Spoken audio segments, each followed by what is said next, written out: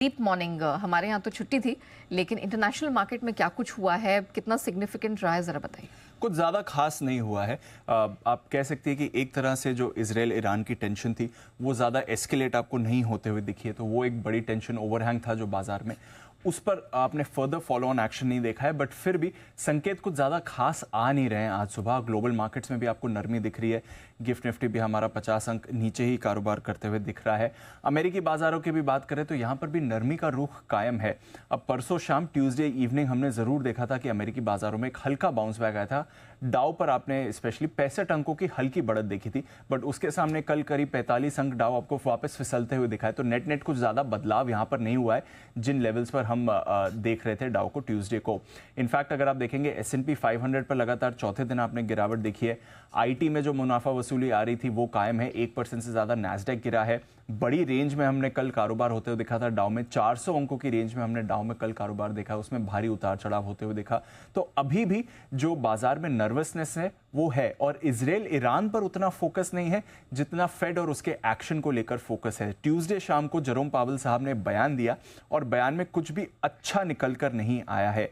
उन्होंने कहा कि अभी हमें पहला रेट कट करने का कॉन्फिडेंस नहीं मिल रहा है। जिस तरह से डेटा आ रहा है, जिस तरह से हमें इन्फ्लेशन पर प्रोग्रेस चाहिए, यानी कि इन्फ्लेशन गिरने पर हमें जो प्रोग्रेस देखनी है, डेटा से जो हमें कॉन्फिडेंस चाहिए पहला रेट कट करने का, वो हमें अभी नहीं मिल रहा है। क्योंकि रीसेंट डेटा लगातार आपको दिखा रहा है कि ये अनुमान से ज़्यादा आ रहा है। रिटेल बिक्री के आंकड़े आए थे हफ्ते की शुरुआत में, वो अनुमान से ज़्यादा आते हुए देखे थे। इन्फ्लेशन अनुमान से ज़्यादा आ रहा है।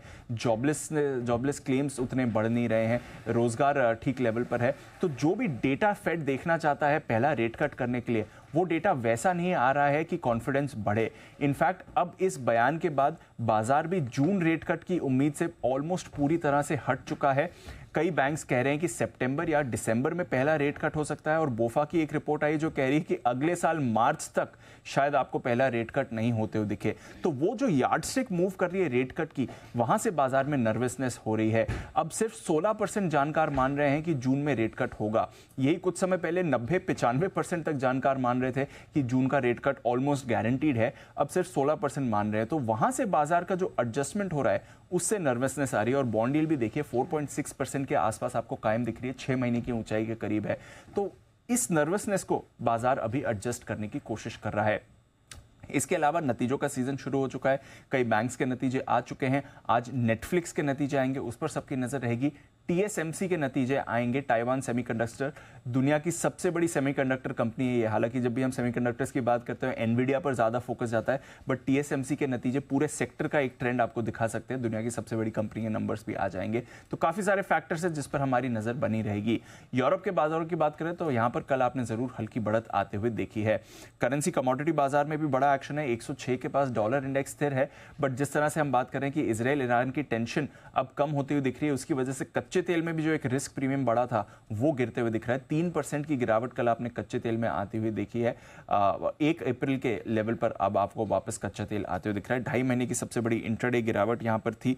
अमेरिकी भंडार यहां पर भी बढ़ने के संकेत आ रहे हैं, जिसकी वजह से भी आप देख रहे हैं दामों पर प्रेशर बढ़ा है। गोल्ड और सिल्वर की रैली पर भी हल्का सा पॉज आपको लगते हुए दिखा है। वहीं बेस मेटल्स में आपको बड़ा एक्शन जरूर आजकल बनते हुए दिख रहा है। तो नेट नेट कुछ ज्यादा बदला नहीं है, बट हाँ रेट कट की उम्मीद बदल रही है, उसकी वजह से बाजार अब एडजस्ट करते हुए आपको दिख रहा है। तो रेट कट एक थोड़ा सा हम कह सकते हैं डिसअपॉइंटिंग फैक्टर हो सकता है, बट अदरवाइज मिले जुले ही क्यूज है। थैंक यू दीप, पूरी डिटेल दर्शकों के साथ बांटने के लिए।